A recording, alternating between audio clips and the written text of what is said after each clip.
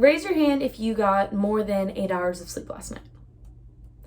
Okay, now raise your hand if you got less than 8 hours of sleep last night.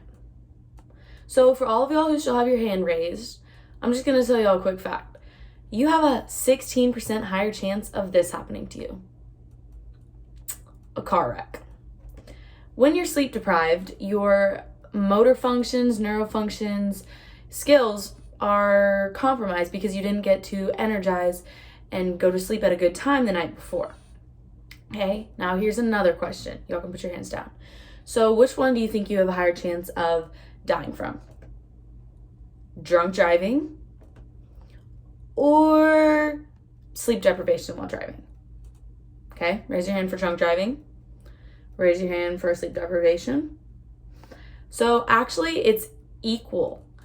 A study in Germany showed that the chances of you getting in a car wreck while drunk, I mean, I'm talking like tipsy drunk, like maybe 5 beers in, 3 shots, like alcohol levels like 0.6, you have, or versus getting like 3 hours of sleep 2 nights in a row. Because when you're sleepy while you're driving, you're not thinking clearly. All you want to do is close your eyes, especially at nighttime. So then your functions are compromised.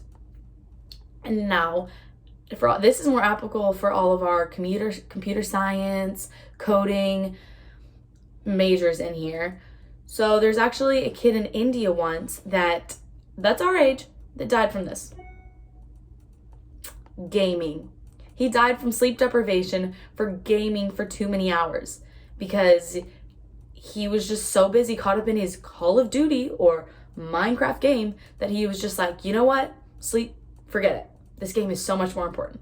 When it wasn't, and he ended up dying because he forgot to eat, sleep, and his organs started to fail and his mind couldn't rethink and his body was like, what's going on? So then he passed away. Do not let that happen to you. Now, I'm going to tell y'all 5 reasons about how you can improve your sleep schedule and not become sleep deprived, because we don't want any of those things to happen to us. So first one is your sleep schedule. Now, we all have been in classes for 6 or 7 weeks, so we know what time we have to go to class every day. It's not changing unless if our teacher cancels the Friday class.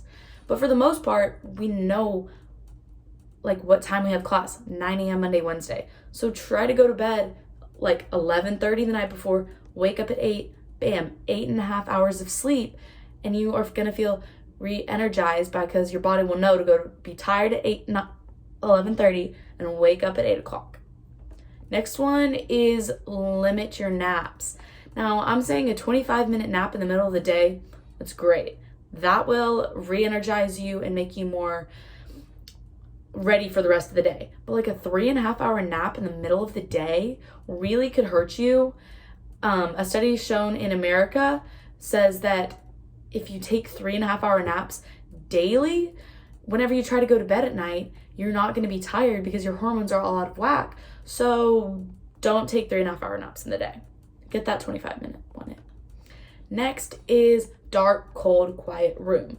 Now, I know as a college student, I'm assuming you live in Collins. How's the AC in Collins?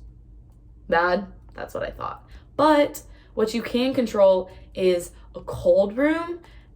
What you can control is a dark room and a quiet room. Dark, blackout curtains. Put an eye mask on. Quiet, you can wear earplugs. Those are things you can control. And then cold, just crank it down as low as you can go without breaking the AC system for the whole dorm. Right? Now, physical activity. Try to get in at least 30 minutes of physical activity in the day, because when you do that, you'll be more tired for when you go to bed and you'll actually want to go to sleep at night. Right? So that could be going on a 30-minute run, lifting for 30 minutes, yoga for 30 minutes, walking around your classes pointlessly for 30 minutes and getting in mile and a half.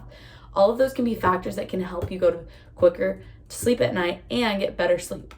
And then the last one is avoid using your phone before bed. Okay, I know you've heard that multiple times before. Avoid using your phone. I have to respond to the Snapchat. I have to do this. I have to do that. Well, what I'm suggesting is study before you go to bed. Everyone has classes they need to study for or read for. I'm sure all of us here are in some kind of boring English literature that we don't want to be in. Read for 30 minutes, read for 10 minutes. I personally know that if I read for 10 minutes, bam, I'll like a light because it's super boring to me. So study before you go to bed and you will have a higher chance of going to sleep quicker. Just to recap, sleep schedule, limit naps, dark, quiet room, physical activity, avoid using your phone. Those are ways that you can improve yourself and not be sleep deprived and die. Thank you.